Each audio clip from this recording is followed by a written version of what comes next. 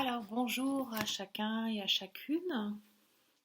Alors je vous fais profiter de cet endroit absolument magnifique dans lequel je me trouve. Et voilà, et je voulais donc aujourd'hui vous parler d'une notion qui est importante, c'est la notion du pardon. Je l'ai déjà évoquée dans une autre vidéo. Voilà, je ne sais plus à quel moment, mais de parler de la notion du pardon, c'est une notion qui est très importante, la notion du pardon. Moi, j'ai compris dans mon chemin de vie que, notamment pour pouvoir faire le deuil de situations, alors j'ai déjà parlé du deuil dans une vidéo, il faut pouvoir aller regarder l'énergie du pardon. L'énergie du pardon, pourquoi? Parce que euh, souvent, je suis coincée dans des mémoires, je suis coincée dans un traumatisme, je suis coincée dans une situation, dans un événement, parce que je ne me pardonne pas d'avoir fait une erreur. Une erreur de jugement, une erreur de choix. D'ailleurs, je me pardonne tellement pas d'avoir fait cette erreur que plutôt d'aller regarder ma propre responsabilité, je vais d'abord aller accuser l'autre, hein, accuser la vie, accuser Dieu, accuser les autres, accuser le lieu, la société, les grands groupes, enfin exactement, on va aller accuser en fait quelqu'un d'autre de ce qui nous arrive. Et dans mon chemin, notamment pour arriver à me remettre suite à tous les problèmes de santé que j'ai pu avoir, mais aussi dans le travail de nettoyage, de purification, de tout ce qui est mémoire transgénérationnelle, mémoire cellulaire, etc. Eh bien, j'ai dû, et pour nettoyer les secrets de famille, etc., j'ai dû aller rencontrer cette énergie qui s'appelle le pardon. Alors, je rends grâce de tout mon cœur à ma guidance. Je rends grâce de tout mon cœur à la vie qui a mis sur mon chemin à chaque fois les personnes dont j'avais besoin, qui m'ont permis de rencontrer des livres, des lectures. Donc je remercie toutes ces personnes qui ont canalisé et qui ont écrit ces livres. Je vous mettrai peut-être des liens de livres en commentaire. Euh, je remercie également tous les ateliers auxquels j'ai pu participer, les participants qui m'ont permis de faire ce travail. Dans mon chemin, j'ai fait pas mal de travail, enfin, j'ai fait un gros travail en individuel, mais j'ai fait aussi beaucoup de travail de groupe. Que ce soit à travers la thérapie que j'ai fait pour moi-même, qui a duré à peu près une dizaine d'années, mais également en travaillant. euh, j'ai participé à une école de psycho pendant un petit moment, et donc au moins pendant un an et demi à peu près, un an et demi, 2 ans, je ne sais plus exactement. Bon, là, à chaque fois qu'il y avait cette école, à chaque fois que nous étions en session, j'ai fait le nécessaire pour travailler sur moi et pour évacuer, pour sortir, pour profiter des personnes qui étaient là et profiter du coup de la constellation familiale qui se crée de manière inconsciente et du coup de pouvoir sortir ce qu'il y avait à sortir. Hein. Là où j'ai rencontré la notion du pardon, c'est dans le chamanisme. C'est pas en psychologie. Hein. Pourquoi est-ce que c'est là que j'ai rencontré la notion du pardon? Parce que dans cet environnement, j'ai rencontré, enfin, je pense que ça dépend des groupes hein, partout, mais j'ai rencontré beaucoup de bienveillance. Et notamment ensuite dans les autres rencontres que j'ai pu faire suite à cela, ce que j'appelle des rencontres de frères d'âme, des rencontres de frères ou sœurs d'âme en fait, hein, de clans, de familles d'âme, hein, et bien là on va rencontrer des gens qui nous ressemblent, des gens qui sont dans des énergies un peu comme les nôtres.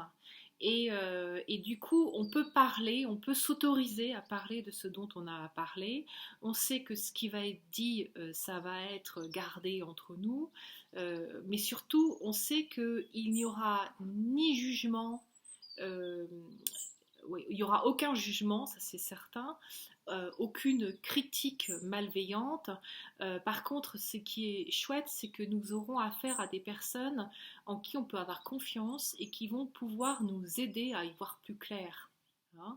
Ça ne veut pas dire que tout ce qu'elles vont nous dire, on le prend pour acquis, mais en tout cas, dans le jeu de miroir d'amour que nous allons représenter les uns avec les autres, eh bien, nous allons pouvoir faire un travail important. Euh, alors, le pardon, comment est-ce que je vois le pardon d'abord? Euh, alors ça, moi je vais parler de mon chemin spirituel. Hein.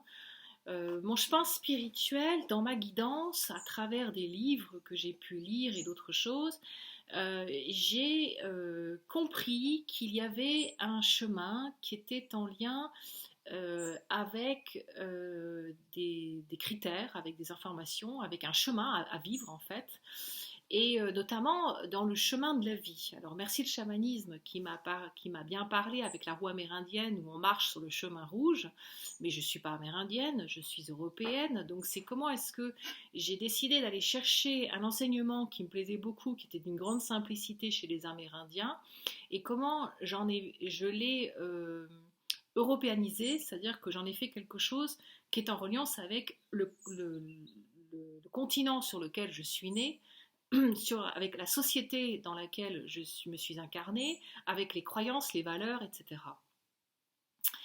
Depuis très longtemps, je suis portée, j'ai envie de dire, oui, inspirée par un symbole qui est la rose.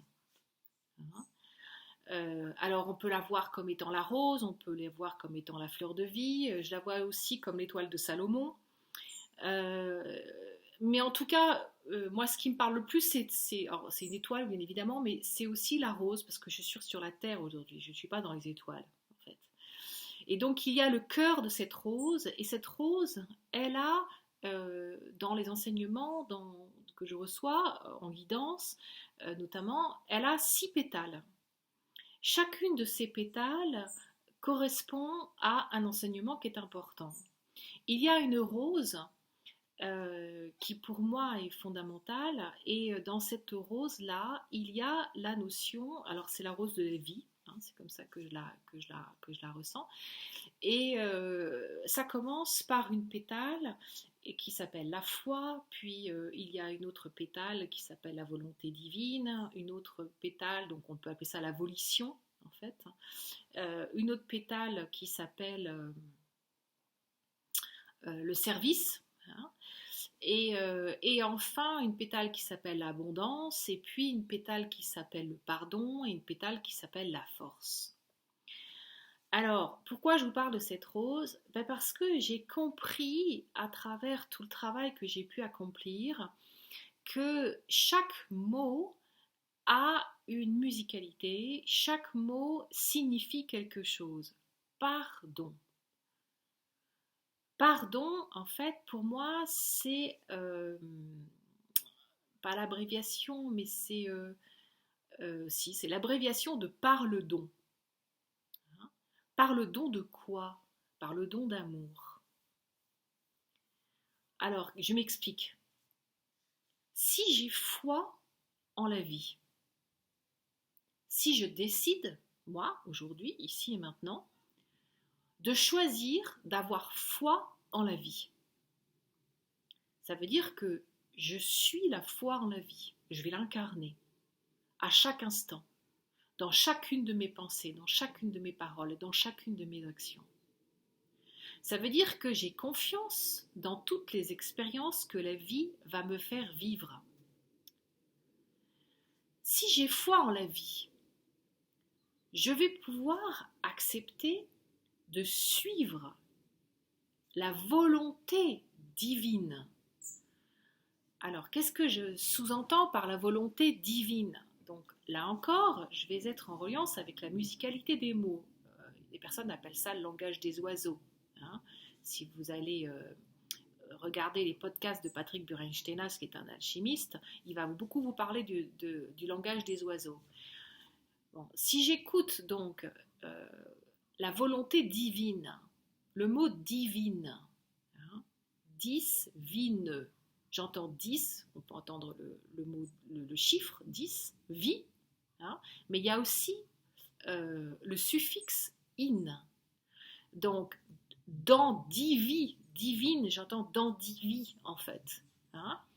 Donc, la volonté divine, ça veut dire que je vais suivre une volonté qui est celle de la vie, hein, mais qui représente plusieurs vies. C'est-à-dire que plus je vais vivre plusieurs vies, plus je vais avoir une maturité d'expérience de la vie.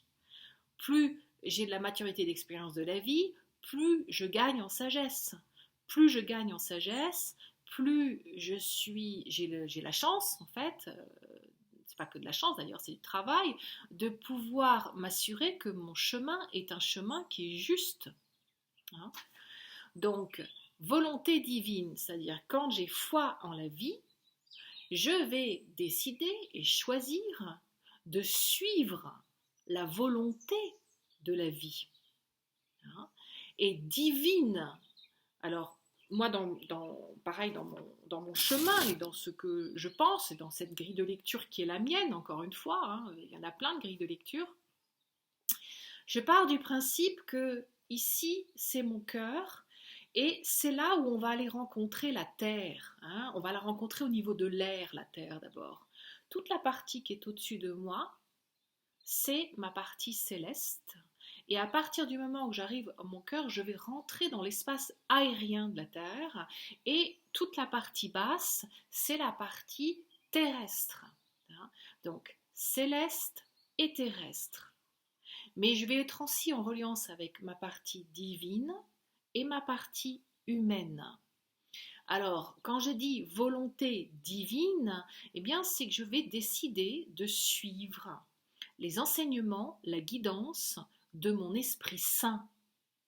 Alors il y a beaucoup de mots là, moi qui au départ, quand je les prononçais ou quand je suis allée les regarder, j'étais un peu hermétique parce que j'étais l'héritage du catholicisme, de l'Église et de la chrétienté dans ce qu'elle a provoqué dans mon ADN et puis vis-à-vis de moi a fait que j'étais en, comment on peut dire ça, en bataille, en conflit en fait, souvent avec le vocabulaire qui était en reliance avec l'Église. Et puis, une fois que j'ai pu libérer cette bataille et ce conflit vis-à-vis de l'Église que je pouvais avoir, eh bien, j'ai pu retrouver la valeur du vocabulaire et des mots qui m'ont été transmis aussi et qui ont été utilisés par l'Église. Donc, du coup, quand je disais, nous sommes en reliance avec l'énergie céleste, avec l'énergie divine et donc avec l'énergie de l'Esprit Saint. Un Esprit Saint, c'est quoi? Ça veut dire que Corinne, si elle décide d'écouter son Esprit Saint, elle est saine d'esprit, tout simplement, en fait. Hein. Je vais décider de laisser la part saine d'esprit en moi prendre les commandes. C'est elle qui va me guider, c'est elle qui va me montrer le chemin. Si je laisse la part saine d'esprit en moi me montrer le chemin que je dois emprunter, mais mon chemin il va être beaucoup plus facile à vivre, il va être beaucoup plus facile, beaucoup plus fluide. D'accord? Donc, volonté divine, ça veut dire que je vais décider et choisir de suivre la volonté de mon Esprit Saint. Ensuite, il y a l'énergie du service. Alors, qu'est-ce que ça veut dire cette énergie du service? Eh bien, en tant qu'âme, j'ai décidé de descendre, m'incarner sur la Terre et de venir m'incarner dans un véhicule, dans un ADN, et pour vivre une aventure. Mais cette aventure, c'est pas juste une aventure, en fait, je suis en mission. Chacun de nous vit comme une mission, c'est-à-dire que je suis pas là comme ça, simplement. Qu'est-ce que je suis venu faire, en fait? Pourquoi suis-je là? Parce que je suis venu servir une énergie qui s'appelle la vie sur la terre. Je suis une énergie qui vient du ciel et j'ai décidé de descendre sur la terre pour servir la terre. Dans beaucoup d'écritures dogmatique, hein, on parle de faire que la terre soit comme au ciel. Qu'est-ce que ça veut dire? Eh bien, ça veut dire que quand je descends et que je m'incarne dans mon ADN et que je vais rencontrer la part humaine à l'intérieur de moi, ma part Esprit Saint, hein, qui restait pure, hein, qui reste pure, qui reste plus proche en tout cas de la vérité que ma part humaine, eh bien je vais faire le nécessaire pour que cet Esprit Saint s'imprègne à l'intérieur de mon corps terre. Je vais travailler la terre de mon corps, de mon ADN, pour semer des graines originelles de mon Esprit Saint, pour transformer ma terre intérieure en fait. Donc je suis au service de la vie. Pour pouvoir accomplir ma mission, eh bien, je vais avoir besoin d'aide. C'est quoi cette aide? C'est ce qu'on appelle l'abondance. Alors, c'est l'abondance de quoi? L'abondance d'amour. La vie, hein, je ne sais plus, je crois que c'est au niveau du grec. Si on regarde la signification des mots amour et vie, amour, ça s'appelle, en fait, son étymologie, c'est la vie éternelle. Donc, l'énergie d'amour, pour moi, c'est l'énergie qui régit tout ce qui est. Et quand je décide d'avoir foi en la vie, je décide de suivre la volonté divine, je décide de me mettre au service de la vie, hein, eh bien alors je vais pouvoir être un réceptacle de quoi? D'abondance. Et cette abondance, elle va se traduire de multiples façons. Ça peut être par la rencontre de personnes, la rencontre de lieux, ça peut être par une arrivée, comment dirais-je, une arrivée financière qui va m'aider à accomplir un projet, ça peut être par un contrat que je vais signer, par une association fructueuse que je vais pouvoir faire avec quelqu'un. Donc, c'est quelque chose, l'abondance, c'est quelque chose d'infinitésimal en fait, donc il y a plein de manières de voir cette abondance. Et en fait, cette abondance, elle se traduit par quoi? Par un don que me fait la vie. La vie me donne quoi? De l'abondance. Elle me donne une richesse en fait dont j'ai besoin pour pouvoir accomplir ma mission sur la terre dans de bonnes conditions. Donc, par le don d'amour, je vais pouvoir ajuster ma posture intérieure.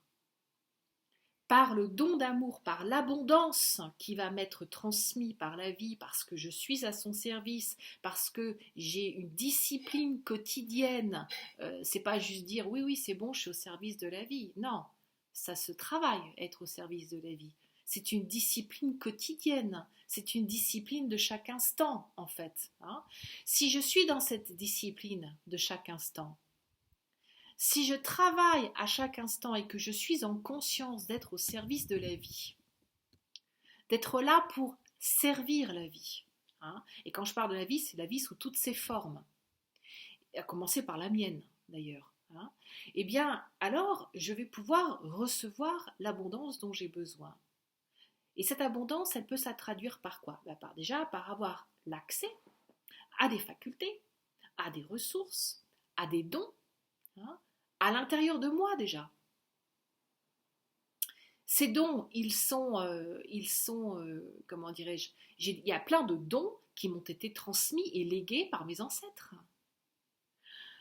Je vous rappelle que pour moi, le corps dans lequel je suis, c'est un vaisseau. C'est une garde-robe, c'est une maison, c'est plus qu'une maison même, c'est un château où il y a de multiples pièces. C'est un espace, c'est un sanctuaire qui est sacré dans lequel il y a des salles qui sont pleines de trésors. Et ces trésors, c'est quoi? C'est le fruit de toutes les expériences, de toutes les personnes qui sont passées là avant moi dans l'ADN. Vous vous rendez compte la connaissance de la vie que j'ai là, à l'intérieur de moi, dans mon ADN, c'est juste colossal, quoi. Donc, c'est intéressant d'aller regarder cela. Hein. Mais dans le chemin de vie, quand nous marchons ce chemin de vie, eh bien, il y a des moments, notre conscience s'endort. Quand ma conscience s'endort, ou quand je suis dans un environnement où la conscience est endormie, eh bien, je commets des erreurs. Je fais des erreurs de discernement et du coup, je fais des erreurs de libre arbitre et je vais agir contre la vie. Je vais être à contresens de la vie. Donc, la mission que j'ai, mais je pense que nous avons tous en fait, hein, c'est de venir, surtout dans ce moment de grande transition, quand nous vivons une grande transition, c'est comme quand on vit une alchimie. Je prends par exemple la cuisine. Je sais que j'ai déjà cuisiné d'un autre repas, etc. Et puis, ben, j'avais hérité d'une vieille cuisine, et là, je vais aller vers quelque chose d'autre, et donc je vais avoir besoin de transformer cette cuisine en une cuisine qui va être beaucoup plus euh, facile à travailler, beaucoup plus opérationnelle. Hein. Donc je vais transformer ma cuisine. Je vais changer tous les ingrédients, je vais changer tous les ustensiles, je vais peut-être avoir d'autres manières de cuisiner avec un feu qui est différent que celui que j'avais jusqu'à maintenant. Vous avez deux plaques électriques, faire la cuisine sur deux plaques électriques, c'est extrêmement compliqué. Enfin, si vous voulez faire de la bonne cuisine, vous ne pouvez pas faire de la bonne cuisine sur deux plaques électriques. Hein. Le meilleur, le plus facile, je dirais, pour faire de la bonne cuisine, c'est le gaz. Hein. Un four, pareil. Pour moi, four électrique, ok, pourquoi pas, mais un four à gaz ou un bon four, ou alors un four électrique avec chaleur tournante, pourquoi pas. Mais c'est quand même plus simple. Il y a des choses qui sont on peut arriver à faire des choses plus chouettes dans le dosage, etc. Bref, donc là c'est pareil.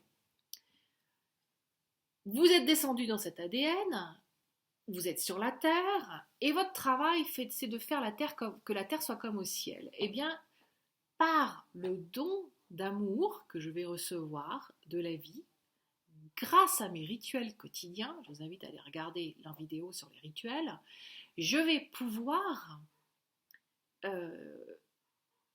faire le nécessaire en fait pour aller regarder euh, dans quel état je suis, dans quel état est le legs qui m'a été transmis, à un niveau, au niveau du corps physique, au niveau du corps émotionnel, au niveau du corps mental, au niveau du corps spirituel.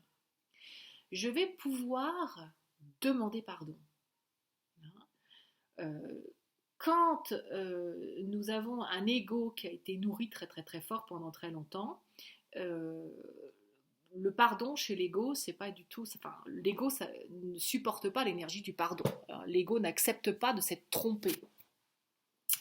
Donc c'est compliqué parce que quand l'ego n'accepte pas de s'être trompé, si je n'accepte pas que je me suis trompé, je ne peux pas apprendre.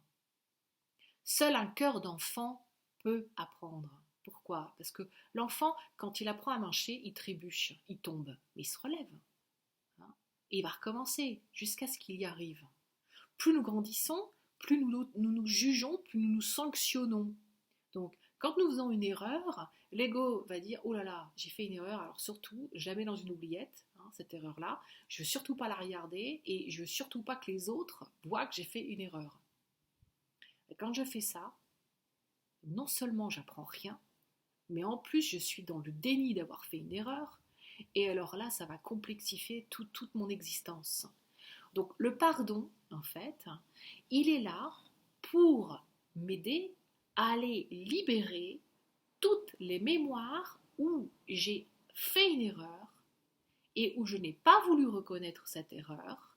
Donc du coup, cette erreur, elle s'est cristallisée à l'intérieur de moi, soit dans mon corps physique, soit dans mon corps émotionnel, soit dans mon corps mental, soit dans mon corps spirituel. Et ça ne parle pas que de moi. Parce que si je prends mon cas, je suis Corinne, Marie-Dominique, oui, mais pas que. Aujourd'hui, je suis l'héritière, je suis la descendante d'un arbre généalogique qui a des milliers, voire millions d'années. Et dans cet arbre qui a des milliers et des millions d'années, il y a eu plein d'erreurs de commises. comme tout à chacun. Hein. Nous sommes des élèves, nous sommes des enfants sur la Terre. Hein. Tous les êtres spirituels qui sont autour de la Terre parlent de l'humanité comme étant les enfants de la Terre. Donc nous sommes des enfants qui apprenons. Donc si je suis dans apprendre quelque chose qui est nouveau, apprendre la vie à travers la matérialité et la corporalité, beaucoup plus facile de vivre une aventure à un niveau énergétique qu'à un niveau physique, dans la matérialité et la corporalité. Hein. Je peux être extrêmement doué dans tout ce qui est le monde subtil et pour fabriquer, créer, etc. Et arriver dans la matérialité et dans la corporalité et me confronter à cette matérialité et cette corporalité et me rendre compte que c'est beaucoup plus difficile de créer ce que je voulais créer dans cette matérialité. Pourquoi? Parce qu'il y a un rythme à suivre, parce qu'il y a un code, il y a un langage sur la Terre, en fait. Et qu'il est assez complexe, finalement, ce code et ce langage. Donc, je vais apprendre. Au départ, je vais me tromper. Et puis, je peux peut-être parfois me tromper plusieurs fois avant de comprendre que je me suis trompée. Ou alors, je peux avoir emprunté un chemin qui jusqu'à maintenant m'allait, et finalement je vais me rendre compte que ce chemin, il me demande beaucoup d'efforts et beaucoup de sueur, beaucoup de fatigue, beaucoup de stress, et qu'en fait finalement si je change un peu de cap, eh bien je vais pouvoir aller rencontrer un chemin qui est beaucoup plus simple à vivre, qui est beaucoup plus facile à emprunter en fait. Donc voilà, donc le pardon en fait, qu'est-ce que c'est? C'est de pouvoir aller rencontrer l'énergie du don d'amour, hein, par le don d'amour que je reçois de la vie, d'abord pour moi, parce que je ne peux rien entreprendre avec l'autre si je ne commence pas par moi-même, je vais pouvoir commencer à aller mettre de la lumière et aller regarder mon ombre. Aller regarder là où je me suis trompée, là où j'ai fait des erreurs de discernement, des erreurs de libre arbitre. Et du coup, d'aller regarder ma responsabilité. Quand je suis sur la Terre et que j'interagis avec les autres, je suis co-responsable de ce qui m'est arrivé. C'est pas l'autre qui est responsable de moi, c'est pas la vie qui est responsable de moi. Il y a une co-responsabilité de l'ensemble, en fait. Hein. Donc c'est important d'accueillir et de regarder ma co-responsabilité. Nous sommes dans un monde où nous déresponsabilisons en permanence. Puis alors, depuis qu'il y a les emails avec les copies A, hein, ou copie, ou CCI, la copie qu'on ne voit pas, j'ai travaillé dans le monde de l'entreprise, oh, mais c'est incroyable. Hein. Pour se déresponsabiliser de ce qu'on écrit ou de ce qu'il va y avoir, on écrit un mail et puis on met en copie un tel, un tel, un tel, un tel, un tel, un tel. Finalement, du coup, on se retrouve le matin, on arrive, on allume notre ordinateur et il y a 150 emails qui sont non traités. Mais mon Dieu, quelle pollution! Mais mon Dieu, quelle pollution! C'est du grand n'importe quoi, en fait. Et pourquoi? Eh bien parce que personne ne veut se responsabiliser. Et aussi pourquoi? Parce qu'aucune valeur n'est donnée à l'apprentissage. Hein, on est dans une société où on ne veut pas faire le chemin, on va être tout de suite à la destination. Mais n'importe quelle sagesse ancestrale va nous rappeler que ce qui fait de quelqu'un un sage, hein, ce qui permet à une personne d'acquérir une maîtrise de sagesse ou d'apprentissage, c'est bien le chemin que cette personne a accompli pour arriver à la destination.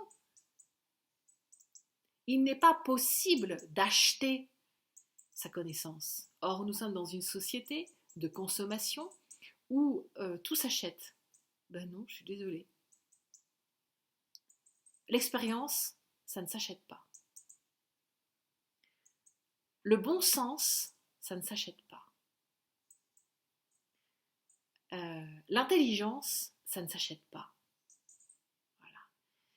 Je pense que on est vraiment dans une société qui est folle, hein, qui a complètement perdu la boule.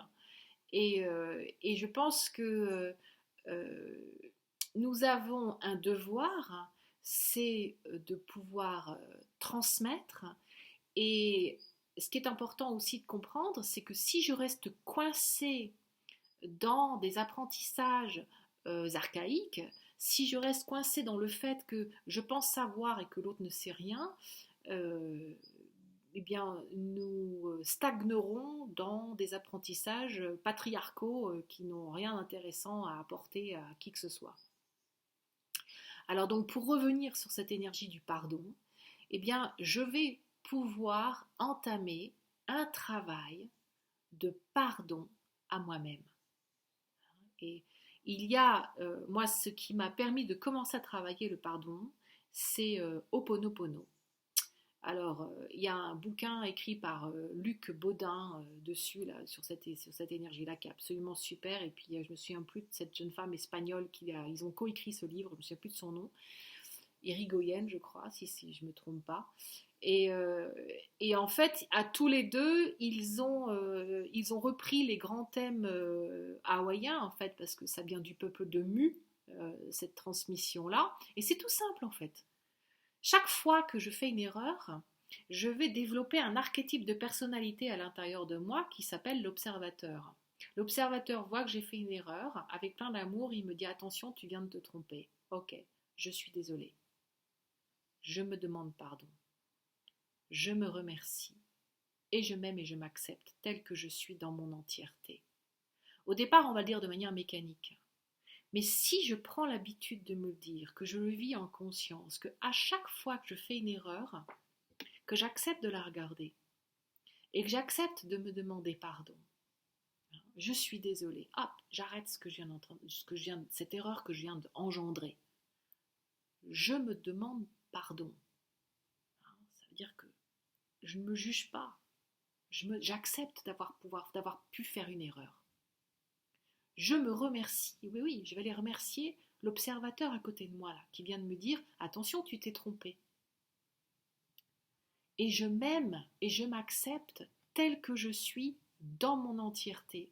Mais celle-là, elle est importante, cette phrase-là.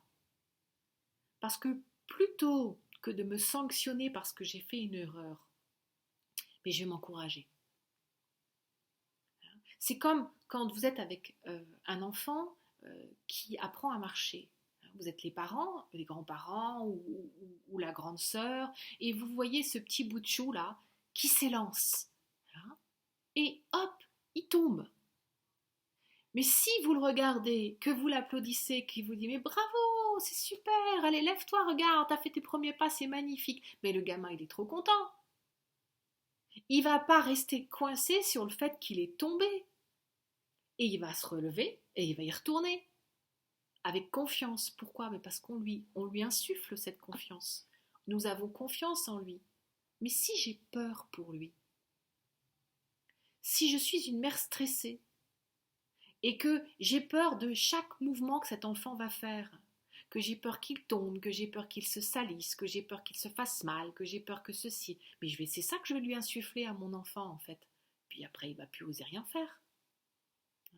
Donc prendre en considération que à l'intérieur de moi, j'ai une petite fille, j'ai un enfant intérieur qui est tout le temps, en permanence, dans une situation d'apprentissage. Et cet enfant, il a besoin que je lui fasse confiance, que j'ai foi en lui. Ça veut dire avoir foi en la vie, avoir foi en la joie de vivre, et que je le laisse agir pour pouvoir apprendre, et que je le pardonne quand il se trompe. Voilà.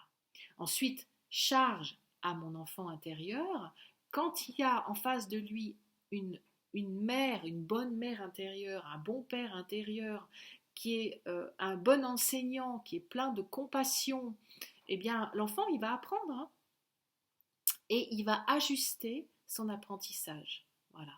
Donc le pardon pour moi c'est quelque chose d'essentiel. Et c'est la clé que j'ai rencontrée pour une multitude de choses. Toutes les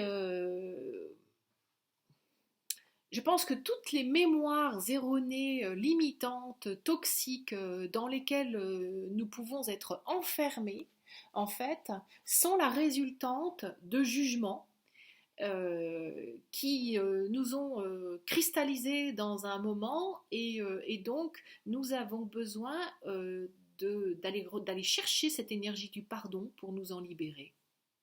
Et donc pour terminer cette vidéo, je voudrais vous partager un texte que je trouve magnifique qui m'a été transmis par mon jumeau céleste, qui est un érudit qui lit énormément de livres. Et donc je vous mettrai dans les commentaires, je vous mettrai le nom du livre. Libérez-vous en vous pardonnant et en pardonnant aux autres. Le pardon. Je suis le pardon en action. Rejetant la peur et le doute. Rendant libres tous les hommes avec les ailes de la victoire. Je suis. J'appelle avec puissance le pardon à chaque instant, sur toute vie et en tout lieu. Je répands grâce et pardon. Voilà ce que je voulais vous partager aujourd'hui sur le pardon. Alors, je suis ce que je suis. Je rends grâce pour ce temps que nous avons partagé ensemble. Merci à chacun et à chacune pour votre écoute. Et tel que j'aime le dire à chaque fois, eh bien, je nous aime de tout mon cœur. Et j'ai parlé.